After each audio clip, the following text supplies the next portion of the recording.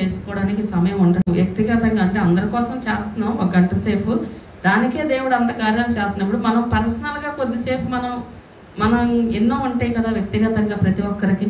మరి వాటిని అడగాలి కదా, మన కోసం, మన బిడ్డల కోసం, రక్షణ కోసం, వాళ్ళ మారు మనసు కోసం. ఎందుకంటే ఇవి అంత్య దినాలు, ఇవన్నీ కూడా మనం జాగ్రత్త పడే దినాలు కాబట్టి మనం నిర్లక్ష్యంగా టైం వేస్ట్ చేయకూడదు. అందుకని ప్రతి ఒక్కరు ప్రార్థన చేయాలని ఈ సమయం ఎక్కువసేపు, ఇందాక పావుగంట సేపు నేను ప్రార్థన చేయించడం జరిగింది. హల్లెలూయా. ఈ స్త్రీల కోట మరి ఈరోజు చాలామంది కూడా మరి కొంతమంది ఆబ్సెంట్ అయ్యారు, రాలేదు. 12 స్త్రీల కోటాలు జరుగుతాయి. మీరు 12 మార్కులు సంపాదించుకున్నారనుకో, ఆ 12 మార్కుల రిజల్ట్స్ ఎప్పుడు ఉంటుందో తెలుసా? నెక్స్ట్ ఇయర్ ఉంటుంది. ఇప్పుడు పోయిన సంవత్సరం అటెండ్ అయ్యారే, దాని ప్రభావం ఈ సంవత్సరం పనిచేస్తుంది. ఇప్పుడు ఈ సంవత్సరం అంతా ఆబ్సెంట్లు వేసుకొని వెళ్తే ఇప్పుడేముండదు. ఆల్రెడీ పోయిన సంవత్సరం ముందుగా ప్రభావం పనిచేస్తుంది.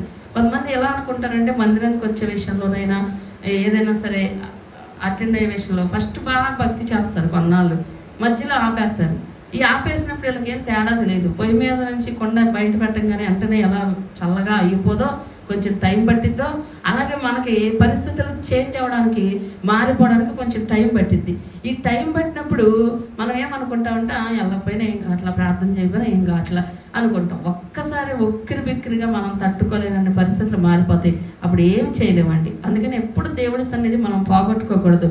దేవుడి సన్నిధి కన్నా ఏది విలువైంది కాదు. డబ్బులు మనల్ని రక్షించలేవు, ఎన్ని బంగారాలు మనం రక్షించలేవు, ఇక ఏది కూడా రక్షించలేదు. కీర్తి ప్రతిష్టలు మనల్ని రక్షించలేదు. ఈ భూమి మీద ఏది కూడా మార్చలేదు. అన్నిటికీ డబ్బు ఉంటే చాలు అని అనుకుంటారు కొంతమంది. డబ్బు మాత్రమే ఉంటే చాలు అనుకుంటే ఈ రోజున మరి చాలామంది ధనికులు చనిపోవాల్సిన అవసరమే లేదు. హల్లెలూయా. కాబట్టి మన జీవితంలో దేవుని సమయంలో మనం గడిపేదే మనకి ఆశీర్వాదం. అందుకే దావీదుకి ఆ సీక్రెట్ తెలిసి ఏమన్నాడు దావీదు? ఒక్క దినం నీ మందిరంలో గడపడం 1000 దినాల కన్నా శ్రేష్టం. ఇది కోరహు కుమారులు అన్నారు. అలాగే నీ మందిరం ఆవరణం గడప దగ్గరైనా నాకు ఆశీర్వాదమేనయ్యా, కనీసం నీ మందిరంలో ఒక గడప దగ్గర పడి ఉంటాను, ఆ దీవెన నాకు దయచేయి అన్నాడు. మనకి గడప దగ్గర కాదు, డైరెక్ట్ మందిరంలోకి వచ్చే అవకాశం దేవుడు మనకి ఇస్తున్నాడు.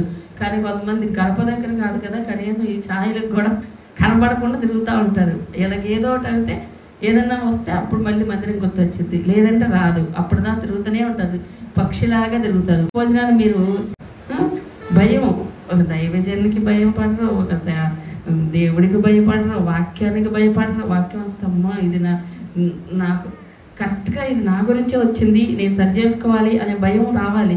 అది నాకు కూడా నా గురించే చెప్పారు, అమ్మగారికి ఎవరో చెప్పారు, ఖచ్చితంగా నా గురించి చెప్పారు అనుకుంటారు తప్ప అసలు ఇది నిజంగా నాతో దేవుడు మాట్లాడుతున్నాడు అనే భయం రావట్లా.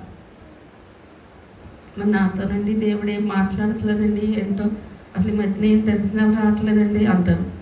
దర్శనాలు రావడం అంత బలమైన ప్రార్థన నువ్వు కాదుగా. నీకు దేవుడు ఎలా మాట్లాడు.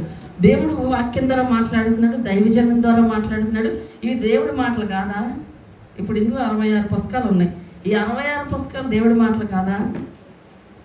నేనేమైనా సొంతంగా రాసుకొచ్చాను బైబిల్ని? పోనీ ఇంకెవరైనా సొంతంగా రాయగలరా? పోనీ దేవుడు కదా రాయించింది. ఈ మాటలు దైవ సేవకుడు నీకు చెప్తున్నప్పుడు అవి దేవుడే మాట్లాడుతున్నాడు నీతో. ఈరోజు నీకు ఏ వాక్యం వస్తుందో అది నీతో దేవుడు మాట్లాడుతున్నాడని మనం గుర్తుపెట్టుకోవాలి. హల్లెలూయా. ఇప్పుడు మీరు ఒకటి గుర్తుపెట్టుకోండి, ఎవరికాళ్ళు ఒక 5 నిమిషాలు ప్రార్థన వ్యక్తిగతంగా. నిజంగా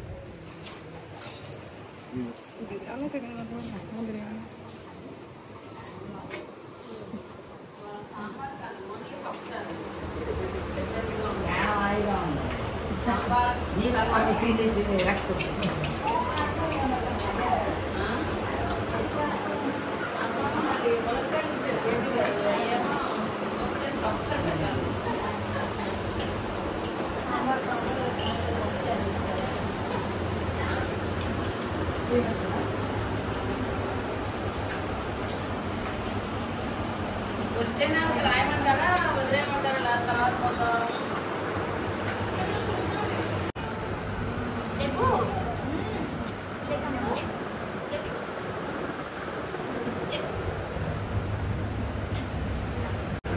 నాది కూడా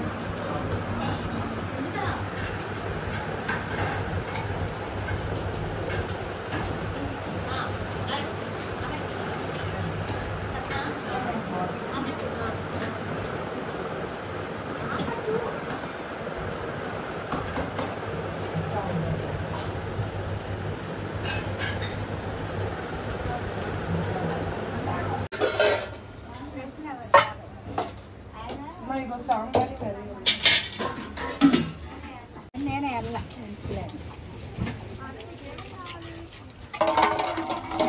అడిగితే నేను అన్నాడు కదా